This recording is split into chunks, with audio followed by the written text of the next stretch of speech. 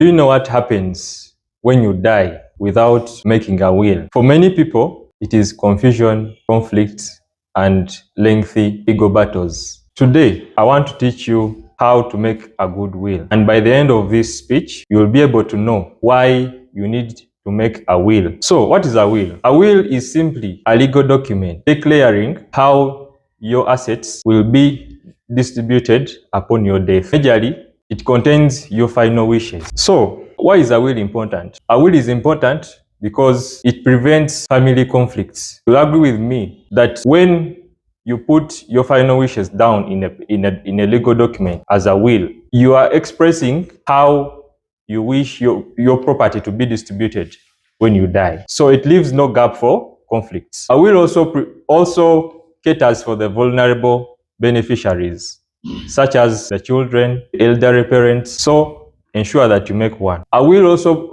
prevents or reduces the costs and time wastage when you're in court, because when you die without making a will, the beneficiaries will have to apply for letters of administration, and with the backlog in our Ugandan courts, it will take a bit of time. So what are the requirements to make a valid will? 1, not everyone can make a will. Only the sound-minded people can make a will, and that person has to be of 18 years and above. A will has to be written, save for some exceptions such as oral wills, which are majorly made by soldiers at the battlefield, but the rest, the will has to be written. It has to be written, signed, and witnessed. A will that is not signed is invalid. Secondly, or thirdly, a will must be free from fraud, coercion, and undue influence. In other words, it is your wishes. No one has to force you to bequeath any property to someone. So in case there is any element of coercion, undue influence, or fraud,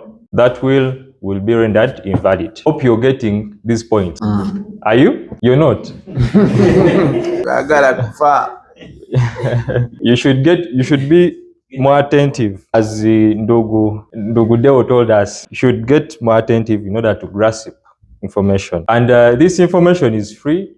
People pay for it, so endure to listen very well. So the other thing, under the requirements for a valid will, the will, since it has to be witnessed, the witnesses to the will should not be beneficiaries. Avoid a problem of conflict of interest. So make sure that you get other people, at least 2 witnesses, to witness that will. So we have 3 types of wills. We have the oral wills, we have the written, and we have the formal written wills. So then you should pay more attention to this part, because most people make mistakes while making a will. So these are the common mistakes people make. 1, not updating your will. Whenever you get married, for those who are in polygamous marriages, whenever you get a new partner in your marriage, you need to include them in the will. Then, whenever you buy any property or you sell the property, you need to update your will. Then, whenever you divorce, ensure to update your will. So, dying without a will may subject